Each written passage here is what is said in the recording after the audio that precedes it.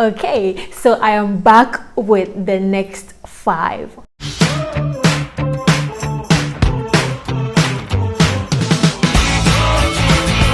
So today we're going to talk about curl diameter. So the curl diameter is the circumference of a curl, a kink, or a wave. Believe it or not, your curl diameter has nothing to do with the products that you use on your hair. Okay, some people are going to be like, I mean, it can affect, it can determine what styles you should do, but not necessarily what product you should do. I mean, if you know what exactly you want with your hair, you would know what exact product to use and how to do it to get the desired style that you want.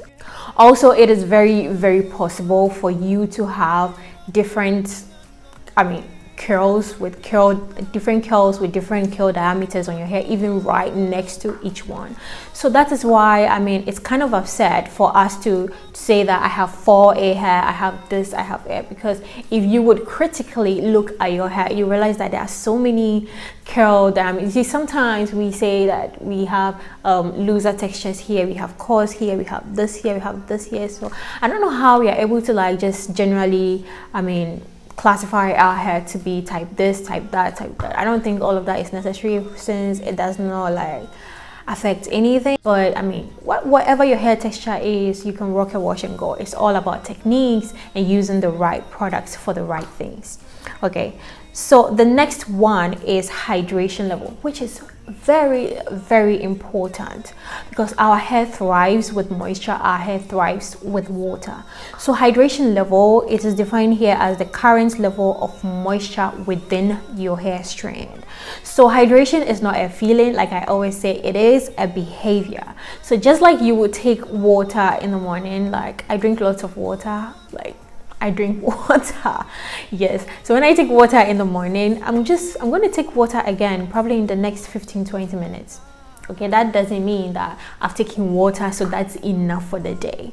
So that is it with your hair. You wash your hair and you are properly conditioned it, so it's supposed to last. Normally the water will evaporate within 4 to 7 days, okay, depending on your lifestyle, the climate and everything. You don't want to keep your hair wet to show that it is hydrated or to show that it is moisturized, as we love to say it. So when the water kind of lives within the hair strand, okay? So when your hair is, you finish setting your wash and go, you sit under the dryer, it is all set. That doesn't mean that your hair is dry, as in it has no water in it. The water is inside your hair strand, which has been sealed by the ingredients in your conditioner. So many of us have the expectation that when our hair is hydrated, it feels soft, or it's supposed to feel some way. Like I said, hydration is not a feeling, it is actually a behavior. So no product is going to hydrate your hair. The only thing that's going to hydrate your hair is actually water. So maybe, sometimes I get it, like maybe you have dry hair, you apply cream to it, and you feel like, okay, so I'm applying the cream to it to make my hair feel softer. You are feeling the cream on your hair. Your hair itself is actually not soft. I don't know about soft hair, but let's just be realistic about that. So that's just what you should know. It's not about how your hair feels that's going to tell whether your hair is hydrated or not. Honey, all that you need to do is to properly cleanse and condition your hair. That is the most important thing that you need to do to actually hydrate your hair, and that is the stage that you call moisturizing. So it's kind of some way when I see someone with braids and the person is like, okay, it's time to moisturize my hair. I have done it before. Like, I'm going to moisturize my hair, and then I pick my leave-in, my cream, and my oil or my butter, and I say I'm coming to moisturize my hair. It's actually really good that I know better now, and I feel confident now. Like, yo, if the hairstylist wants to talk to me about my hair, I'm just not gonna sit there and be like, oh, I have low porosity hair, so and my hair is 4C. Like, she's gonna be like, oh girl, this girl is still living in the past. I'm just gonna sit there and just let her do her thing. Okay, so when they are talking to you, when you visit your stylist, it's, you know, you have a more of a smoother conversation than going to tell, oh, I have low porosity hair, so I mean it will take some time for. No, she knows. And if there are loads of oils and butters on your hair, she's gonna know. It has nothing to do with your hair porosity or anything like that.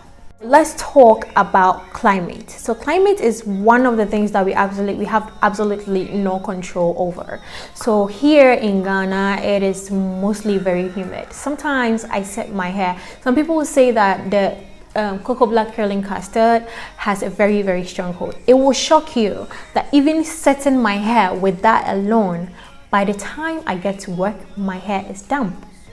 I actually have to, like, when I am seated in my office, like, that is when it's going to dry and kind of like get a little bit harder again. But I get to work and my hair is damp. So before, what I was doing was I would take my hair scarf with me, scarf my hair. When I get to work, I just go to the washroom and then take my hair out and fluff it, and that I know that my hair is not going to get damp from the moisture in the atmosphere. So one thing that we need to know is that we must prepare, we must know the products to use to face the weather out there, to face the climate out there, to face whatever is out there. So don't say that my climate is destroying my hair or whatever. The last time Elise was talking about it, and I was like, okay, because all the time I was like, maybe it's hard to wear wash and goes here in Ghana because your hair is gonna get wet. No, honey, you actually need to get some products to face the weather out there. I learned in some places like Florida, the humidity is crazy. Like, if you are from Florida, let me know in the comment section below. I learned that the humidity in some countries is kind of very, very crazy. So they have some specially formulated products that, I mean, gives them, let me say, the hold to be able to withstand that kind of weather out there. So in the book, they talked about dew point, which is the measure of moisture in the atmosphere, and they said that it is a crucial part of choosing a hair care routine. So drier climates with lower dew point, so low dew point, which means they don't have lots of moisture in the atmosphere, will actually pull moisture from your hair, because, you know, they need the moisture, you get it. And when there is a higher dew point, like here in Ghana, there is so much moisture in the atmosphere, it will actually pull, your hair will pull moisture from the atmosphere, and that can cause some frizz and all of that. That is why hold is very, very important, because when you set your twist outs, when you set your wash and goes, you go out there and you have a high dew point that day or that week or whatever, it's going to, you know, put moisture in your hair and it's going to cause some frizz. Yeah, but I'm good because my hair is all set with the Cocoa Black Naturals professional styling gel, so I have no issues with the dew point today. Lifestyle. Okay, so how much time do you want to put your hair you want to put in your hair in a week? How much time do you want to spend in your hair? You are a mom with like 4 kids, or let me say you are very, very busy. You wake up very early, you step out and all of that. So all of that is going to determine what kind of hairstyles that you can do. Personally, wash and goes works so much for me because I can't wash my hair that often. I mean, once a week is okay for me. Some people, they have to wash their hair 3 times and all of that. If you are a professional swimmer, you're literally going to wash your hair almost every day. So with that, you don't need to use some product that's going to give you some crazy hold, because you are going to wash the hair out. So you can be mostly setting your hair with some mousse or using the mousse dev. Yeah, I haven't like really used it for a twister. Like, I think I tried, but I didn't really feel it. But I learned that it has some hold, and Nairobi has some hold too, so you can use that in setting your twist out. So all of that is going to determine what kind of hairstyles to do. So you just have to look at yourself. Don't say that Mami Sewa wears these styles, so I also have to wear these styles. Just look at what works for you. That doesn't mean that you should be wearing braids all the time and crochet all the time. You are slowly going to drive your hair into dehydration. Okay, someone was like, everybody's hair is different. My hair thrives in protective styles. I was like, how often do you wash your hair? And like, no, I don't wash it until I take my braids out. And when I take my braids out, I wash my hair like once every 2 weeks or 3 weeks. Honey, if you were deprived of water like that, are you going to survive? No, don't do that to your hair, okay? So it doesn't have to be washing. I feel like wash and goes are the easiest, even though, I mean, it takes a lot to kind of figure the thing out and be able to rock your styles and all, but I feel like it's a very lazy hairstyle that you can easily do and move about. So based on my lifestyle, I mean, I like it and I love to wear my wash and goes. But thanks to these clippings, I mean, I'm giving my hair a break, you know. Yes, so this is good and it is actually okay.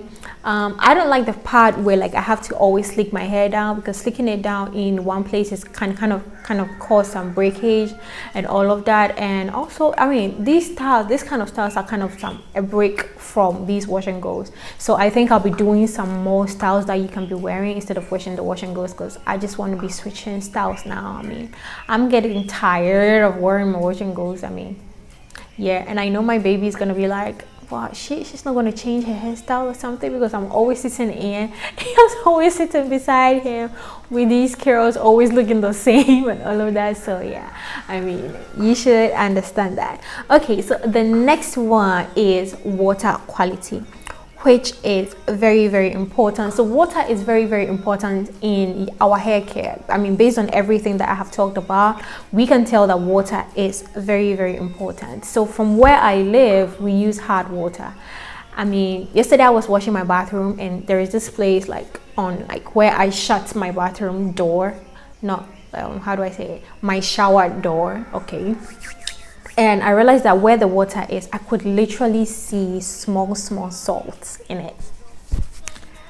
I mean, if you live in my hood, I live on the Fafraha Adenta Dodua Road. If you're in Ghana, if you're in Accra, you know, and the water here is hard. I can't use solid soap.